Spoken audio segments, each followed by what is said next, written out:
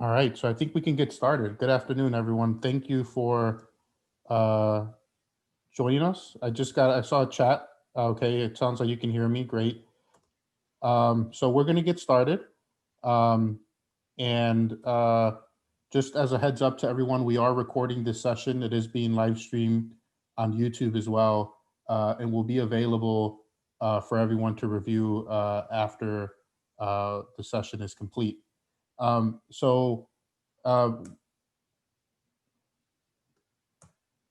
Thanks everyone for joining us once again, and thanks for your interest in this uh, request for proposal opportunity. Wanted to take a couple minutes up front to uh, introduce the an overview of the request for proposals, and then really jump right into question and answer. As many of you have noticed, we will have the ability to track questions and answer them via the Q&A feature, the Q&A chat feature. Um, Want to introduce myself if I haven't already. Gerardo Garcia, architect and urban designer with the Department of Planning and Development. We also have a number of folks from the city, panelists here who can chime in and answer questions. And I'll be moderating the discussion today. So we ask, I see some chats coming up or some questions coming up in the chat box. We asked for ease of tracking those, if you could hold those until the end of the presentation, and we'll make sure to answer all of those questions. They'll also be available after this meeting in writing as well for everyone to review. So with that, and we've got plenty of time to take questions and answer them, and anything that we're not sure of the answer today, we'll make sure to distribute again in writing after this session. So with that, I want to get started into the overview here of what this RFP in Auburn Gresham really means. And so, many of you may be familiar with this if you read the RFP, but really wanted uh, wanted to give an overview of what the department's intent here is with these RFPs. Um, and obviously, we're looking to solicit development proposals for, and particularly in Auburn Gresham city-owned land. And what we're trying to do is really put forth a development vision that's one based in reality, but also vetted with the various communities that we're doing this work in. And in addition to kind of the basic premises of appraised value and zoning, we're really trying to set forth a vision for the corridors that we're working in and how these RFP sites play a role in that vision, both in terms of the uses that we know are desired by the community, but all could also be supported by the market, as well as the level of design and urbanism that the department and the communities that these projects are going in have identified as priorities, and as well as provide a clear understanding of available incentives, and ensuring that these RFPs can achieve a high level of feasibility, both physically but also financially. And just to give an overview of Invest Southwest and the RFPs, the city and the Department of Planning identified 12 commercial corridors in 10 community areas across the city. For this first round, we have released RFPs in Austin, basically at the corner of Chicago Avenue and Laramie, and Englewood at the corner of 63rd and Halsted, and in Auburn Gresham, which is the one that we're here to talk about today, essentially at 79th and Halsted. And we plan to continue to release RFPs for what we consider to be catalytic sites across the south and west sides of the city, approximately every 3 months, starting with this first set. So again, just want to make sure that we're providing context for this opportunity for everyone. The opportunity in Austin at Chicago and Laramie includes the Laramie State Bank, which is a historic building and potential for adaptive reuse. The Englewood site also includes a historic firehouse within the site, and again, potential for adaptive reuse. Auburn Gresham is slightly different in that it is really a vacant site completely. And so while there isn't any adaptive reuse happening as part of this RFP, there are projects such as the 839 Healthy Hub across the street that is adaptive reuse, and that the city is very intentionally trying to catalyze these opportunities together. So an overview of the Auburn Gresham opportunity. The site is essentially a 3 to 5 minute walk to a planned $20 million metro station. Again, I mentioned it being across the street from the Healthy Lifestyle Hub, which was a Chicago Prize winner. And in total, it's about 28,000 square feet of potential mixed use development. And what we mean by that is, ground floor, retail, commercial, or other community serving uses with residential above. And just to give you a better sense of where the site is, if you see the 839 Healthy Food Hub, the subject site is directly across the street. And again, you can see its proximity to the planned 79th Street Metro Station, as well as the other part of the Chicago Prize winner, which was the Renewable Energy and Urban Farming Campus, which is essentially an anaerobic digester. And again, this is the current condition of the Healthy Hub building, which is across the street from the subject site. And this is being developed by the Greater Auburn Gresham Development Corporation. So another view of the opportunity site, or the subject site here, looking eastward. And again, really focusing, for those of you who have been able to read the development manual and the RFP, on activating the street life, providing uses that contribute to that, and that really go beyond just developing a building, but contributing to a really walkable and livable community.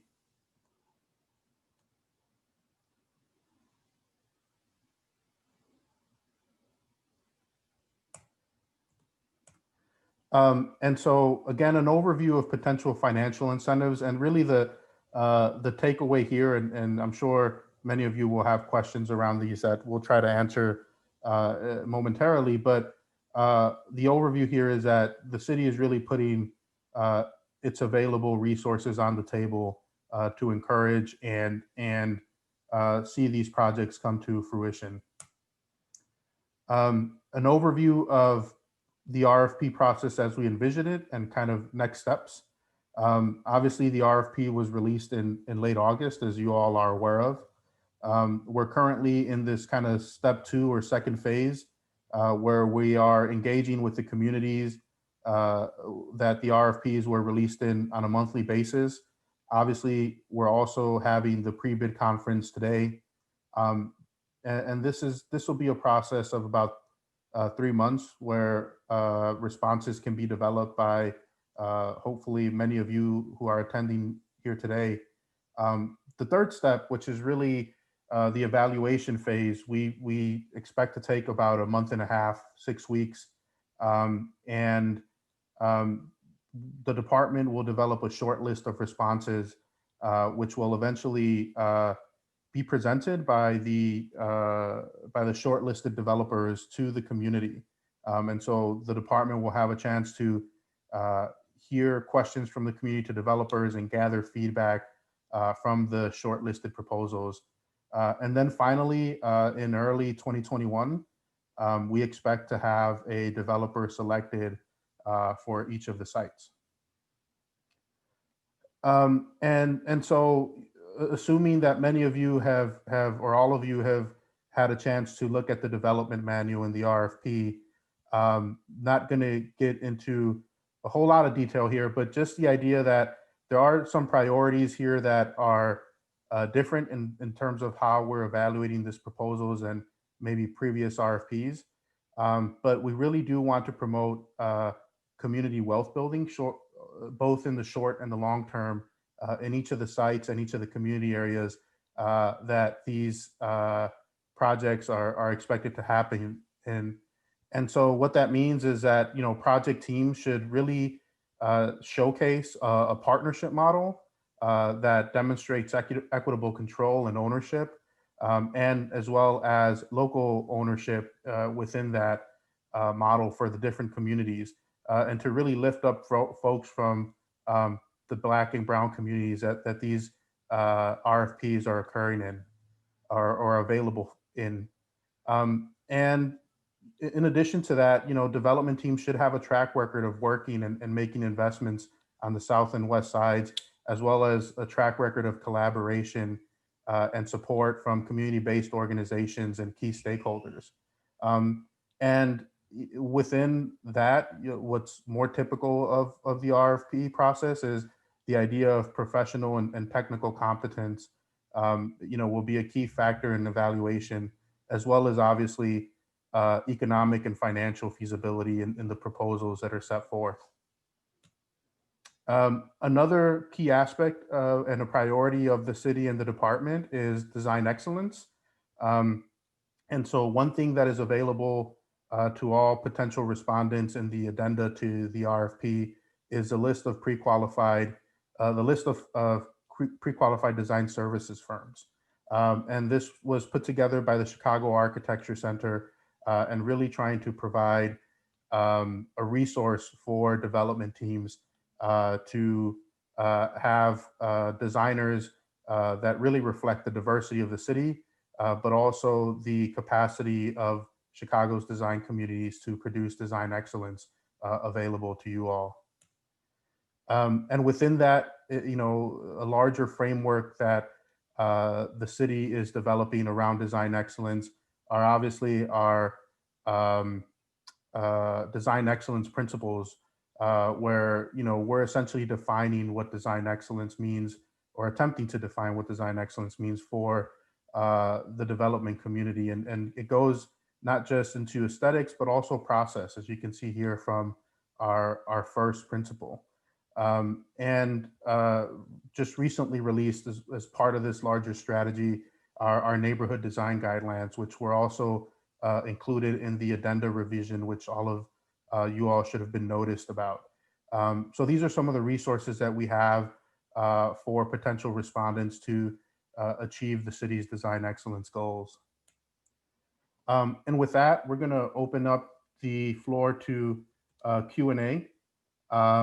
And I see a couple questions here. The first one being, will you post who attended this conference? And I'm going to pass that off to my colleague, Chris Jang.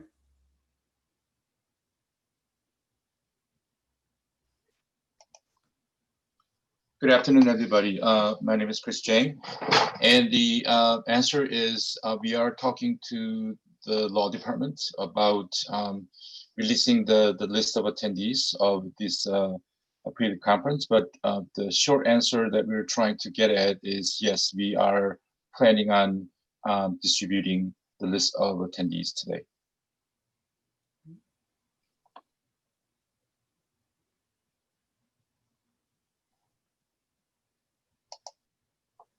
Any other questions?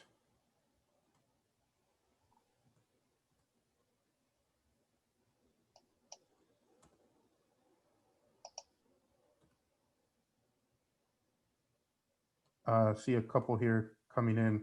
Will the master plan designers be eligible for consideration, or are they precluded? And the answer to that is each of the designers, and so as it relates to Auburn Gresham, the design team there, both the lead firms and any sub-consultants are precluded from responding to that site.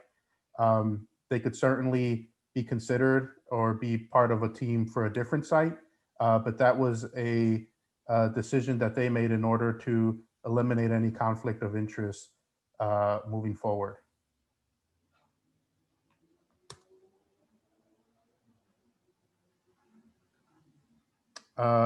Another question that I see here is, the message is that if you partner with some of this architecture studios, you have better options than if you partner with a non-pre-qualified studio. And the answer to that is the pre-qualified list is there as a resource.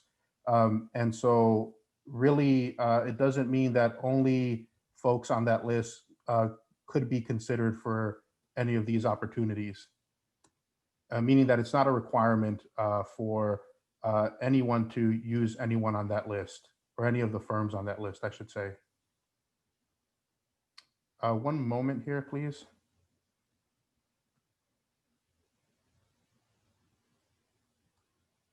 We'll keep reading these questions, but if folks want to also raise their hand and ask a question, we can get to that as well. Can you spend more time providing details on what the city means by the partnership model and inclusiveness? And I'm gonna pass this along to some of the folks on our panel, as maybe someone from the mayor's office here that can talk a little bit more about that. Yes, hi, this is Katie Leone from the mayor's office. I'm happy to talk about that. The intention with the partnership model is really twofold. One is to ensure that organizations that are very familiar with these neighborhoods are involved and have the opportunity for partnership and capacity building with potentially larger developer partners. The other goal is that larger developers who may have more experience and maybe more conducive for sites of this size potentially have the opportunity to learn from community development corporations or community organizations that have been in the neighborhoods for a long time. And so we see that there's sort of a mutually beneficial opportunity here for both parties when there's partnerships that are created. I think just taking a step back and thinking about our goal of Invest Southwest more broadly, the idea of getting communities much more engaged in the opportunities of what happens in their neighborhoods is one of the goals. And so we have put this in here as a requirement to see partnerships being formed. And we have actually been quite, I would say, loose in how those partnerships have to be structured. We're looking to respondents to come to us with creative ideas on how they want to see it structured. However, we do want to make sure that this isn't just, a small subcontractor relationship, that there's actual meat and meaningfulness behind the partnerships. And so we'll look to the respondents to see how they propose that and how they might want to structure that. And then we're happy to work with folks and figure out how that might work. However, we do feel that it's absolutely critical to the success of these programs and to the success of Invest Southwest. Great, thanks, Katie.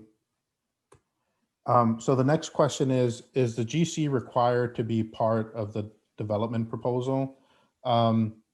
And the GC is not required to be part of the development proposal unless they are part of the partnership, in which case they should be included as a partner.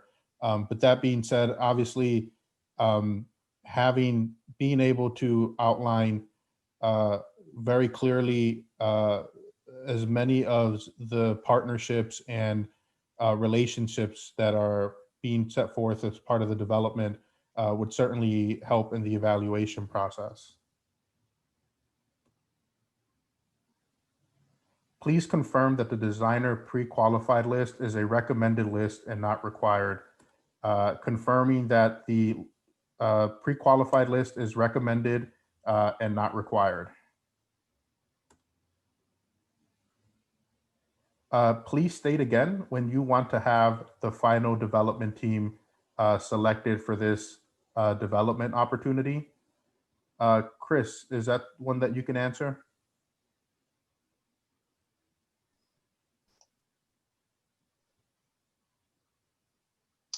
I think the developer team will need to select the development team by the time that you submit your proposals, which is due on November 24th. I think that's what the question is asking. So just, I think just so we answer, I'm reading it a little differently. I think it's when do we expect to have the development team selected? So can we answer that just to make sure that we get both of our understandings of the question? Sure, I see. So the development proposals are due on November 24th, as I stated. Obviously, we need to go through some evaluation process, and after an internal DPD review, we would sort of shortlist the development proposals and bring it out to the community and go through the community process to kind of finalize the input and comments from the community. And we anticipate that we would make a final selection of the winning proposal sometime in the early 2021, likely January or February, before we go through the legislative process, including Community Development Commission, Chicago Plan Commission, and finally City Council approval. Great, thanks, Chris. The following question: where can you get the pre-qualified list? I'm assuming the pre-qualified list is the pre-qualified list of design services firms. That can be found in the addenda to the RFP. It's also on the city's website. Will there be WMBE commitments for AE, assuming architecture, engineering, and developer teams? Chris, can you answer that, please? The MBE WBE commitments requirements are for the hard construction costs, and I need to confirm that.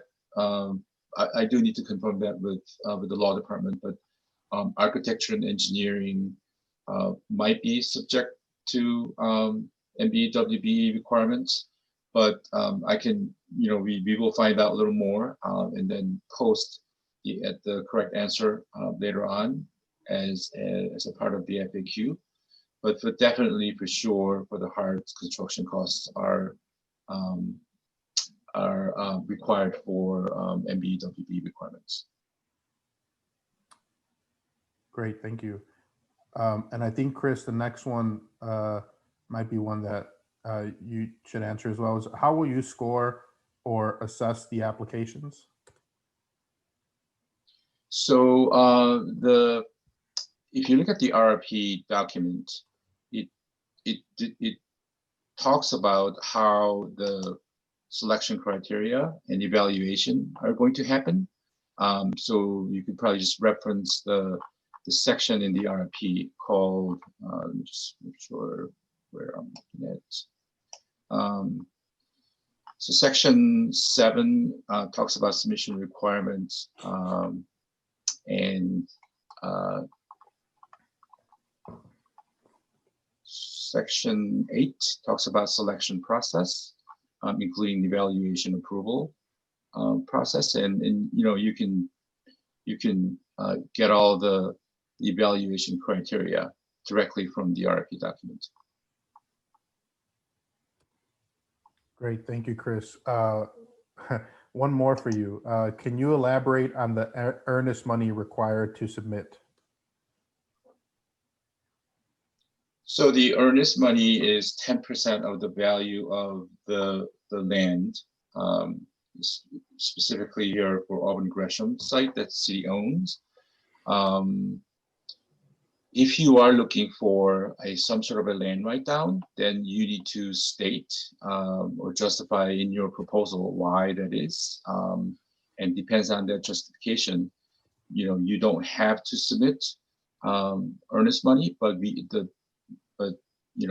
basic line is that we would like 10% earnest money along with your proposal.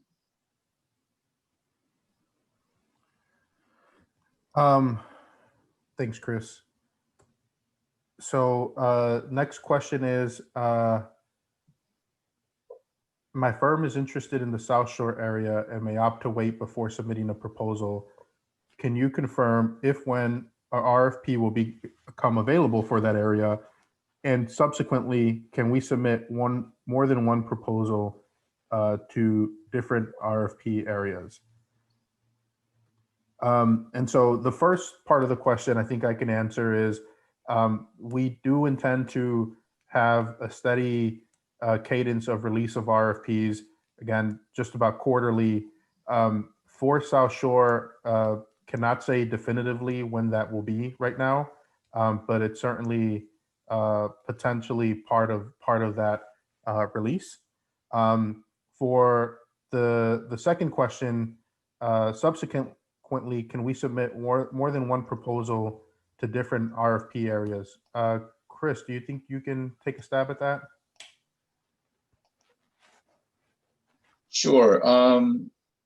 We do not limit. Basically, you can submit more than one proposal. Or, for example, let's say that you would like to submit proposal for all 3 RFPs that are outstanding. There's no restriction that you can only apply for or submit a proposal for one RFP only. But obviously, you know, we will look at the financial capabilities and capacity and experience and all of that as a selection and criteria. But yeah, there's no limit or restriction on how many proposals you can submit. Great, thanks, Chris. So another question here is the Auburn Gresham RFP models a 50-unit residential building. If the community goals and aspirations are met with a larger building, is that permissible? What is the number of units, the maximum number of units acceptable to the city and community? And that's a good question. The 50-unit number was based on financial modeling and feasibility that the design and consultant or the consultant team that did the design and feasibility proposed. It's also a number that we socialize with the community through our roundtables and our visioning workshop. You know, the level of density and scale of the building that's proposed in the development framework certainly feels right, for lack of a better term, and has been vetted with the community. But you know, if a respondent feels that if the respondent feels that more units are necessary in order for the development to work, then they should certainly propose that. You know, given kind of the feedback that we've heard from the community, and again, there will be an opportunity to, if shortlisted, present a proposal to the community roundtable as well.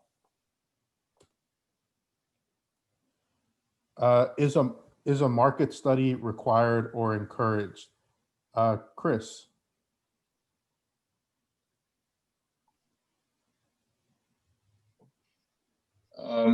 I believe we included some market study, market analysis in the RFP document. But I think market study to support the uses would definitely help. I don't know if it is required, but definitely encouraged.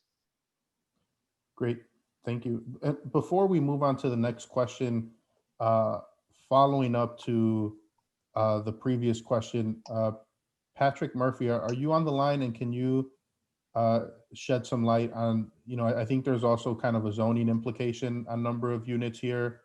I know it's early in the process and we'd certainly want to evaluate everything on a case-by-case basis, but is there any level setting information that you could provide? Well, hi, good afternoon, everyone. This is Patrick Murphy. The RFP allows for the ability for a rezoning to be sought. And so any ultimate project would have to be in conformance with the respective minimum lot area and other zoning requirements are. And there would also be upward thresholds that would move from an as of right project to having to establish a planned development based on the number of units. So it's a bit of a sliding scale that depends on the scale, the scope of the project and the zoning district that the successful applicant ultimately seeks. Great, thanks, Patrick. Following up to your prior response, and I think this is for you, Chris, is it possible that the same development team is selected for more than one area? I think the short answer is yes. Great, thank you. Can I ask whoever, can you provide more information on the job creation economic impact analysis? Can you expand on that question a little bit more? Or is there someone on the panel that has a better understanding that could answer it now? Otherwise, I think we need a little bit more background on that question.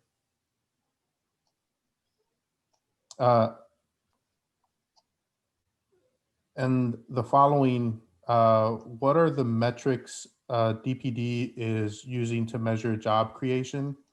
Chris?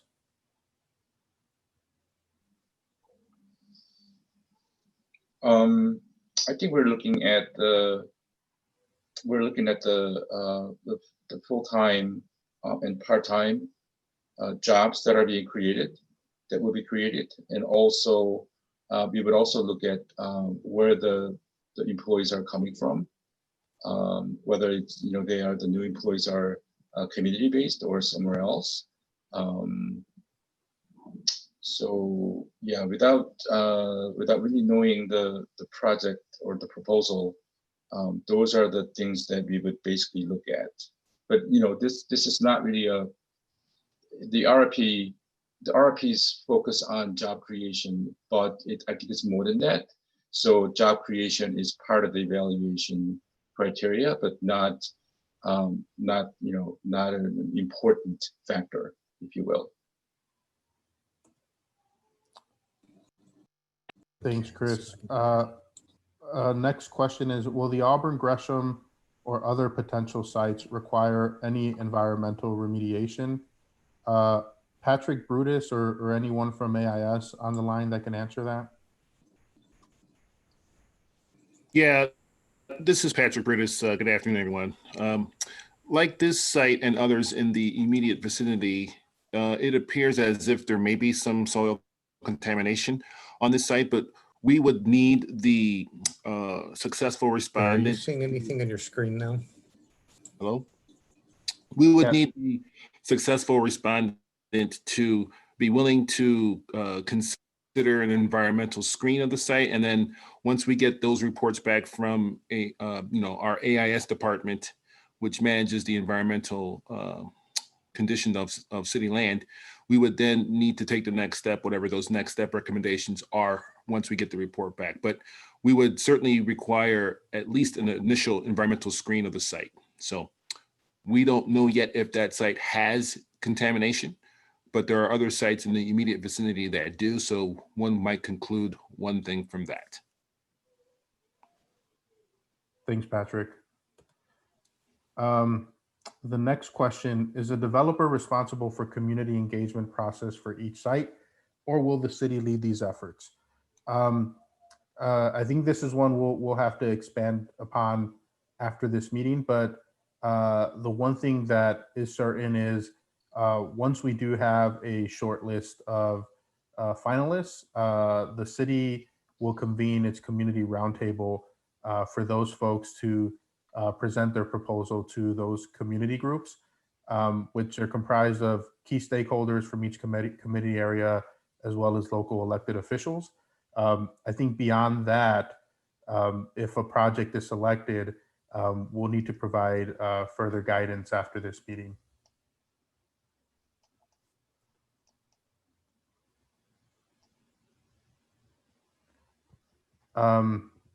So a question I have here is, how much of a deviation from the development plans and density visualized in the RFP would be acceptable?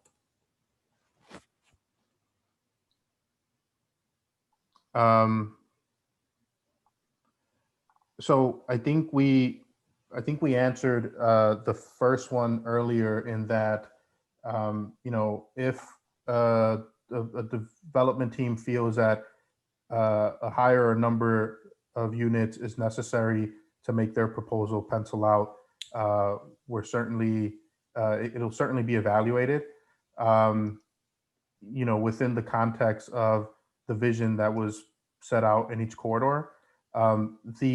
The development proposals themselves that, or the development scenarios that were provided in each of the RFPs, and specifically for Auburn Gresham, were really a starting off point based on the market analysis and the kind of density scenarios that were played out by the department and its pro bono consultant teams. You know, so, you know, there is certainly room for interpretation, both on the design, on the massing, but and as well as the density. And you know, they're meant to provide a framework of what we feel is feasible from a market perspective, from a subsidy perspective, and again, that has been vetted with local community stakeholders. What are the infrastructure improvements occurring along the Auburn Gresham corridor? And Chris, I don't know that we can answer all of that here, but does the RFP outline this somewhere in the document? I think Patrick can probably answer that better than I can. Thank you. Let me jump in here. Hello again. This is Patrick Brutus, for the record, everyone. That's a very good question, and one that we can answer in a way that is definitive and yet not definitive. So when we think infrastructure, we always think, you know, road improvements, water, subsurface improvements. And so with that being said, we are constantly working with CDOT and water management to identify when and where we can make improvements in conjunction with the aldermen, and what can be paid for through TIF or menu money. So we're always looking to see where we can make those improvements where necessary. But when we also talk about infrastructure, we also talk about this corridor being a transit-oriented destination development site. And so we are facilitating the construction of the Auburn Park Metro Station, which is right there at 79th and Low, which is in this Invest Southwest community. We are, you know, facilitating the development of an anaerobic digester project, which is at 650 West 83rd, which is in the community, that will bring jobs and improved traffic flow. The 79th Street CTA bus line is one that we are currently talking with the RTA on, doing a study. So we are looking at ways to improve the corridor's access to transportation as we build out these new developments that will certainly bring new customers, new residents, new workers to this area. So we are, you know, to answer that question, we are constantly reviewing that to see where and how to upgrade this corridor so that it is going to meet the needs of the improved conditions, as well as the increased traffic flow into this community. Thanks, Patrick. And I'll just reiterate Katie's point here that we do have some of the information of at least the improvements that we've identified in the document, as well as in this deck that we presented today, which will be available for everyone to review after this meeting.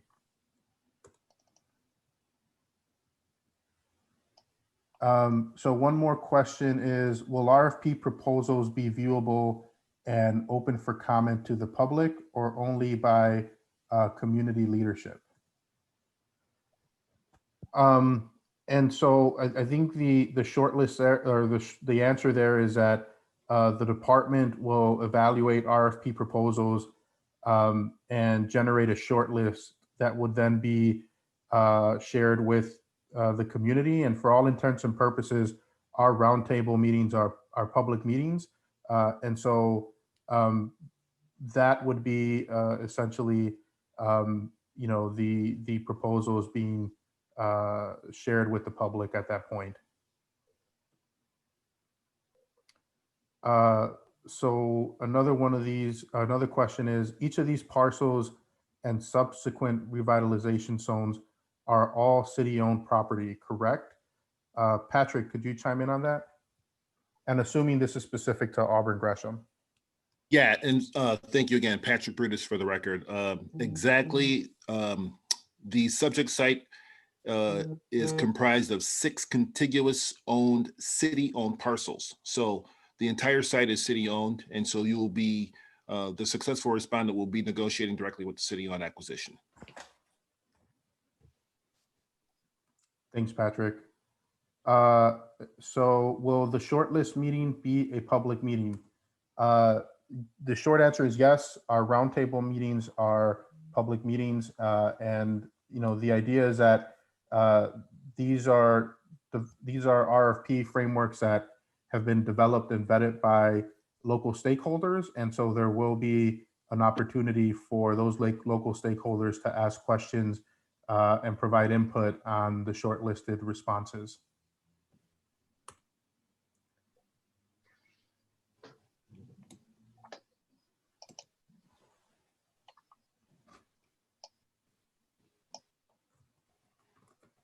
Any other questions?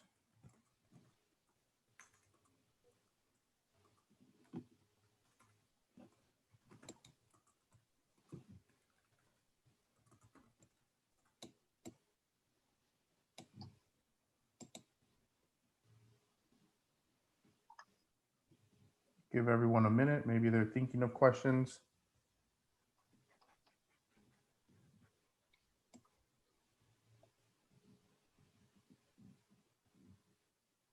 Okay. Well, if there are no other questions from the group, I think we can conclude the session today. I apologize. Commissioner Cox was actually with us on the line today. Commissioner, any closing remarks that you'd like to make?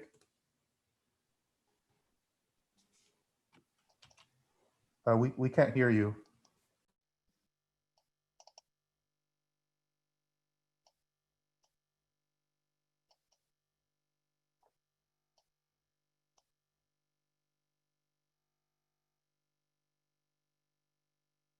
Commissioner, we can't hear you. Yeah.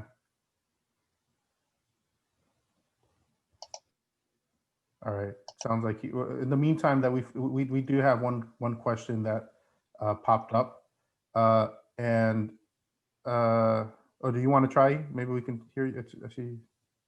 No, nothing yet. Okay.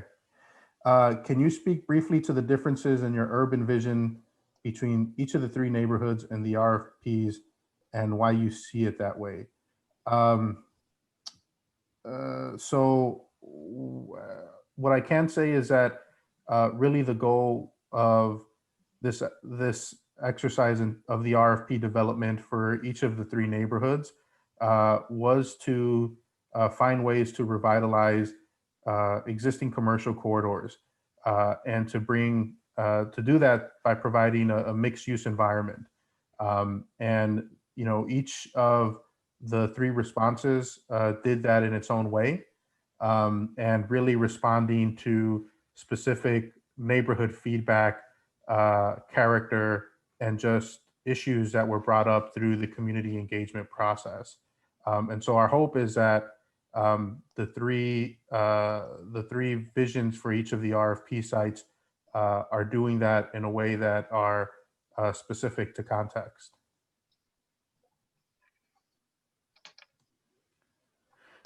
So we have one question here that says, you mentioned all of the sites are city owned.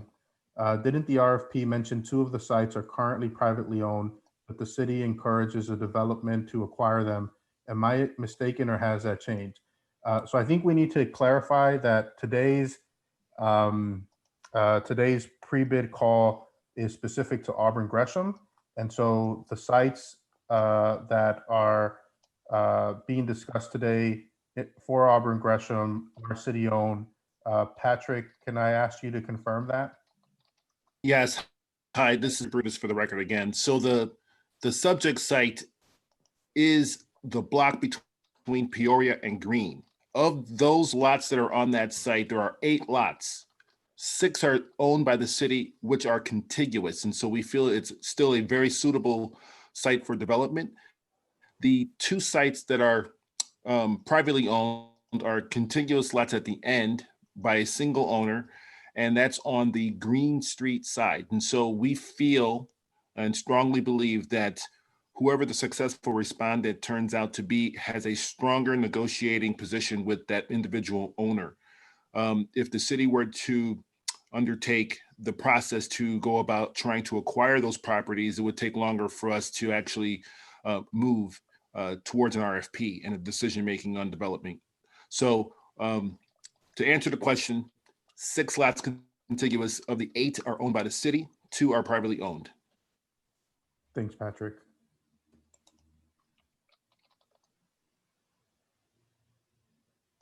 Any other questions?